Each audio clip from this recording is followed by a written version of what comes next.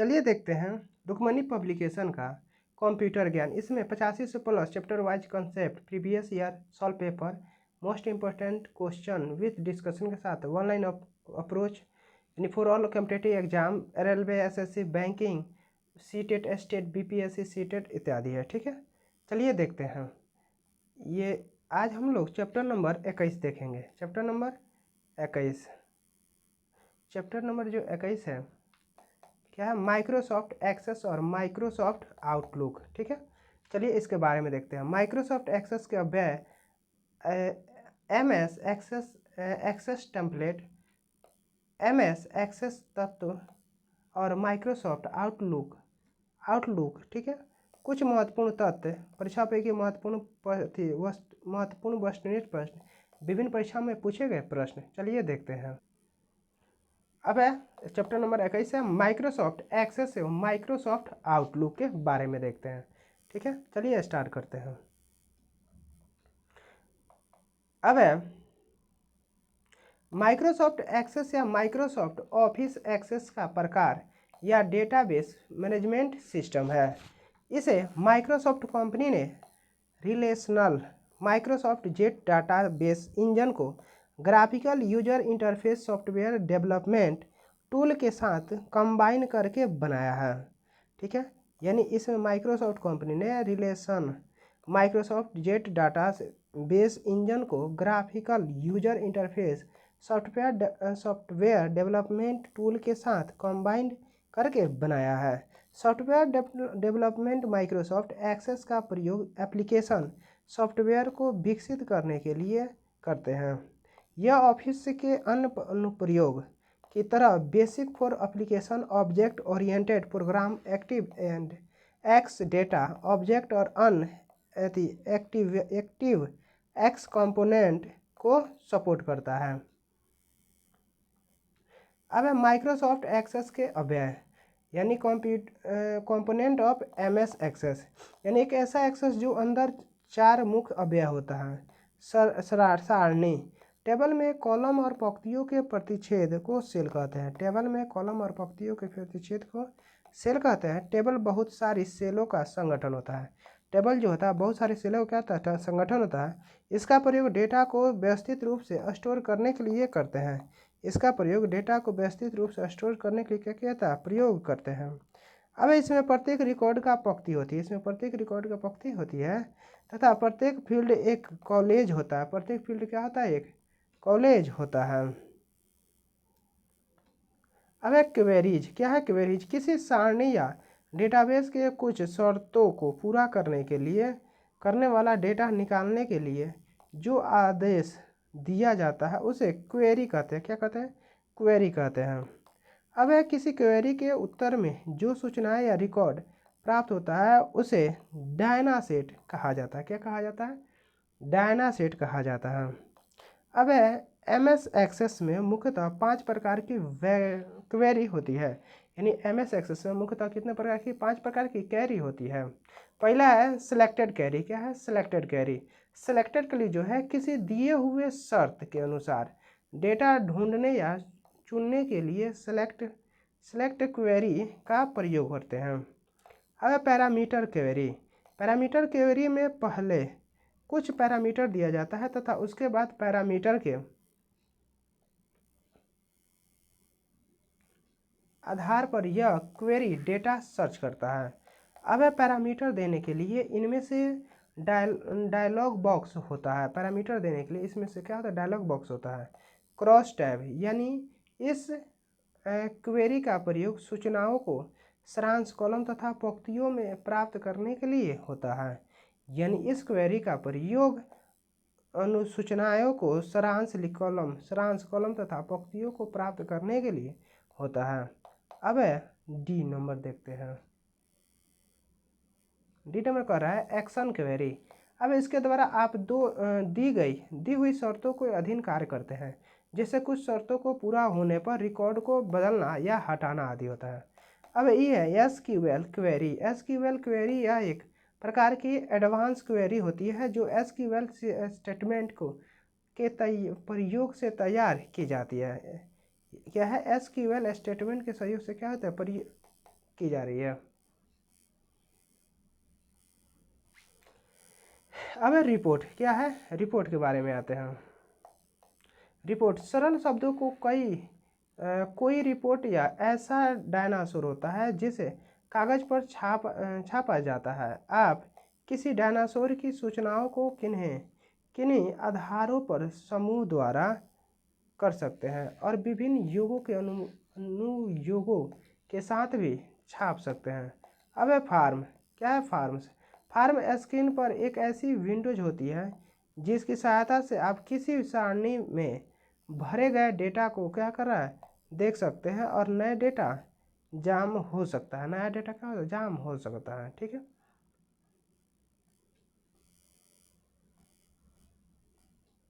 अब MS access को प्रारंभ करना। MS एक्सेस को प्रारंभ करने के लिए दो तरीका है। पहला है डेस्कटॉप पर उपलब्ध MS एक्सेस को शॉर्टकट पर 2 बार क्लिक करके खोला जा सकता है। शॉर्टकट पर 2 बार दाब के क्या क्लिक किया जा सकता है। अब स्टार्ट मेन्यू पर क्लिक करें, उसके बाद ऑल प्रोग्राम पर क्लिक करते हैं। ऑल प्रोग्राम में से एक ऑफिस चुनें, उसके बाद माइक्रोसॉफ्ट ऑफिस 2007 को चुनकर उस पर क्लिक करते हैं। क्या करते हैं, चुनकर उस पर क्लिक करते हैं। अब है start programme, all programme, MS office, Microsoft office और एक्सेस 2007। अब है MS एक्सेस टेम्पलेट। यह एक पहले से परिभाषित सारणियों, फॉर्मों और रिपोर्टों, मैक्रोज और रिलेशनशिप का एक पूर्ण रूप से ट्रैकिंग एप्लीकेशन है। या ट्रैकिंग क्या एप्लीकेशन है। अब MS एक्सेस निम्नलिखित प्रकार के डेटाबेस टेम्पलेट का संगठन होता है जो निम्न है, जो क्या है, निम्न है। अब है एड्रेस। इसका प्रयोग एक स्टेट डाटाबेस बनाने के लिए करते हैं। अब इसका प्रयोग एक स्टेट डाटाबेस को बनाने के लिए करते हैं। इसमें विभिन्न प्रकार के स्टेट की डिटेल्स, उनके मालिक आदि के बारे में सूचना दी जाती है तथा उन सूचनाओं को देख रेख की जा सके। अब दूसरा कह रहा है कंटेंट्स। क्या होता है कंटेंट्स। इसका प्रयोग एक कंटेंट डेटाबेस बनाने के लिए करते हैं। इसका प्रयोग कंटेंट डेटाबेस बनाने के लिए करते हैं। इसमें लोगों की सूचनाओं को क्या करना, स्टोर किया जाता है तथा उसे मैसेज किया जाता है। इनमें लोगों की सूचियों को स्टोर किया जाता है तथा उसे मैसेज भेजा जाता है। अब है इवेंट्स। क्या है इवेंट। इसका प्रयोग एक इवेंट डेटा द्वारा बनाने के लिए करते हैं। अब इवेंट जो होता है इसका प्रयोग एक इवेंट्स डेटा बेस से बनाने के लिए करते हैं। अब इसमें विभिन्न प्रकार के होने वाले इवेंट्स को स्टोर किया जा सकता है तथा उसे ट्रैक किया जा सकता है। ठीक है। अब है फैकल्टी का प्रयोग एक फैकल्टी डेटा बेस को बनाने के लिए करते हैं।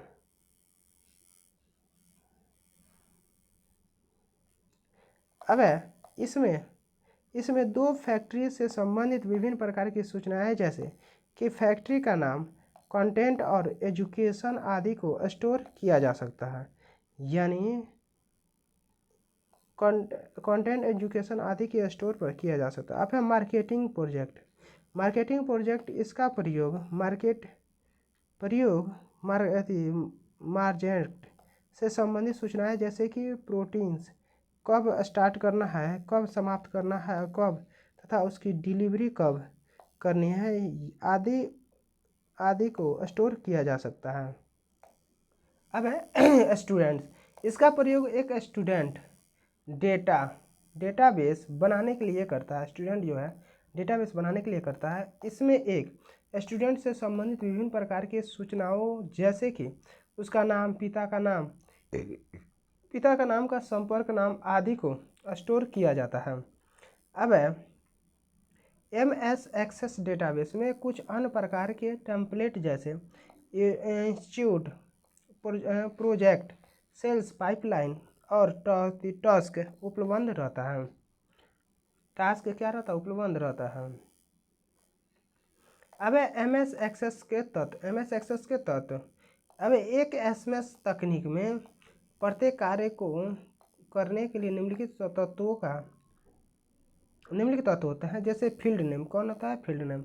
यह एक लेबल तत्व होता है, लेबल होता है जो किसी विशेष फील्ड के बारे में बताता है कि इस फील्ड में किसी प्रकार की सूचना या भेदभाव का स्टोर कर सकते हैं। अब किसी टेबल में फील्ड का नाम अद्वितीय होना चाहिए, इसे फील्ड आइडेंटिफिटी भी कह सकता है, वो अपना आइडेंटिफिकेशन भी कह सकता है। अब दूसरा है फील्ड, दूसरा फील्ड है फील्ड टाइप, डेटा टाइप। बताता है कि फील्ड में किसी प्रकार का डेटा स्टोर किया जा सकता है, यानी फील्ड टाइप जो होता है बताता है कि फील्ड में किसी प्रकार का डेटा स्टोर किया जा सकता है। अब डेटा केवल टेक्स्ट भी हो सकता है, डेटा केवल टेक्स्ट भी हो सकता है और केवल नंबर भी हो सकता है, केवल नंबर भी हो सकता है। इन दोनों को संयोग से भी डेटा बन सकता है, संयोग से भी क्या हो सकता है? डेटा बन सकता है। अब MS एक्सेस में किसी डेटा टाइप की डिफ़ॉल्ट साइज क्या है? 500 होती है। अब इसमें विभिन्न प्रकार के डेटा टाइप होते हैं। अब डाटा टाइप यानी field length of field size, text जो है 0 से 255 कैरेक्टर। अब मेमो 0.06535 कैरेक्टर्स। अब डेट और टाइम 8 बाइट, डेट और टाइम 8 बाइट, नंबर 1 2 3 4 और 8 बाइट, करेंसी 8 बाइट, करेंसी कितना? 8 बाइट के लिए। ऑटो नंबर के लिए 4 बाइट, ऑटो नंबर के लिए 4 बाइट।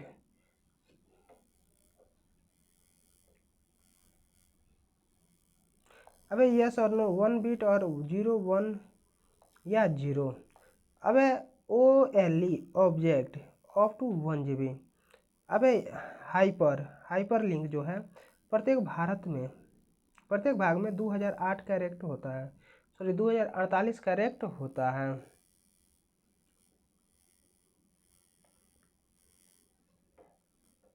अब फील्ड लेंथ का तात्पर्य है कि किसी फील्ड में अधिक से अधिक कितने कैरेक्टर स्टोर किया जा सकता है।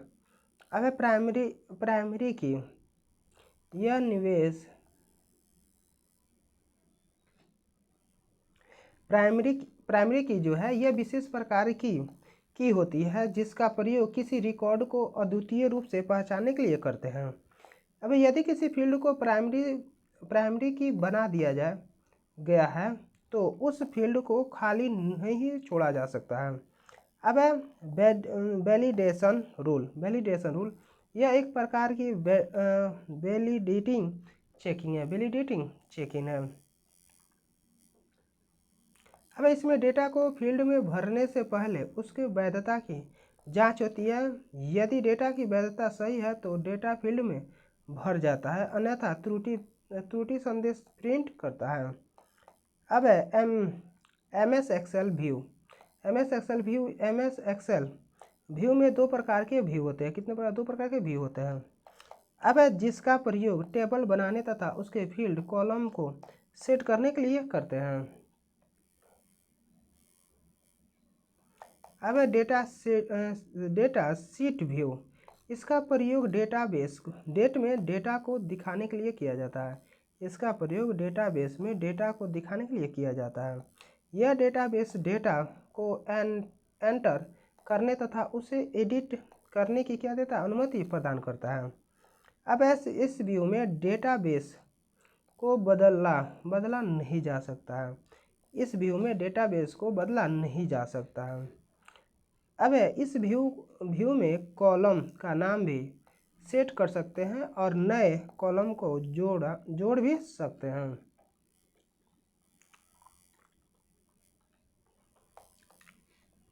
अब डिजाइन व्यू, इस व्यू का प्रयोग किसी टेबल को डिजाइन करने तथा डिजाइन की गंध टेबल में परिवर्तित करने के लिए होता है। अब टेबल डिजाइन करने का तात्पर्य यह है कि टेबल में फील्ड का नाम तथा उसका टाइप सेट करना होता है। अब इसके द्वारा हम टेबल में अनेक प्रकार की जैसे कि प्राइमरी कैंडिडेट्स और यह ऐसी विशेषता फिल्टर रिकॉर्ड को दिखाता है जो कि बहुत क्राइटेरिया के अंतर्गत आता है। अब रिलेशनशिप यह दो या दो से अधिक टेबलेट के बीच अंदर संबंधों को बताता है। अब रिलेशन को 3 भागों में बांटा गया है, 1 to 1, 1 to 1, 1 to many और many to many। अब एंटीव्यूज एंड एट्रीब्यूट्स किसी रिकॉर्ड की प्रॉपर्टीज को एट्रीब्यूट्स कहते हैं। किसी रिकॉर्ड के प्रॉपर्टीज को एट्रीब्यूट्स कहते हैं जिसके प्रयोग से हम किसी रिकॉर्ड को व्यवस्थित तरीके से पहचानते हैं।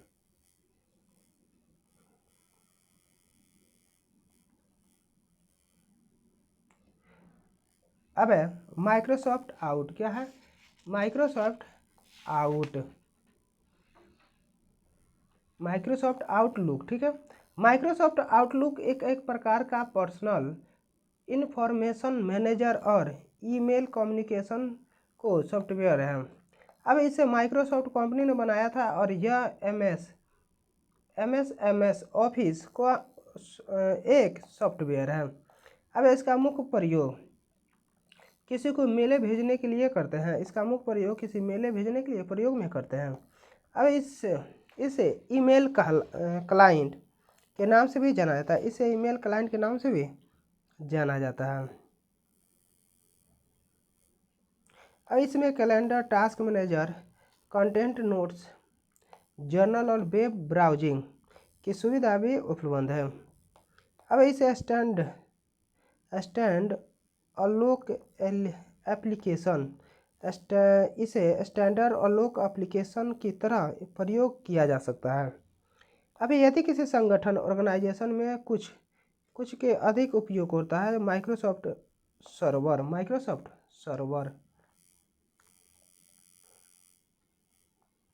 अब एक्सचेंज सर्विस यानी और एक्सचेंज सर्वर और माइक्रोसॉफ्ट शेयर पॉइंट सर्वर का प्रयोग करना अत्यंत लाभदायक होता है। अब कुछ प्रमुख तथ्य, एक ऐसा एक्सेस का फाइल फॉर्मेट होता है। मेमो का प्रयोग बहुत बड़ी संख्या के टेक्स्ट को स्टोरेज करने के लिए होता है, लेकिन इसमें सिर्फ वर्चुअल डेटा ही स्टोरेज कर सकते हैं। वर्चुअल डेटा ही क्या जा सकते हैं। अब है OLE यानी ऑब्जेक्ट का पूर्ण रूप, ऑब्जेक्ट लिंक्ड एंड एम्बेडिंग है। इसका प्रयोग विभिन्न प्रकार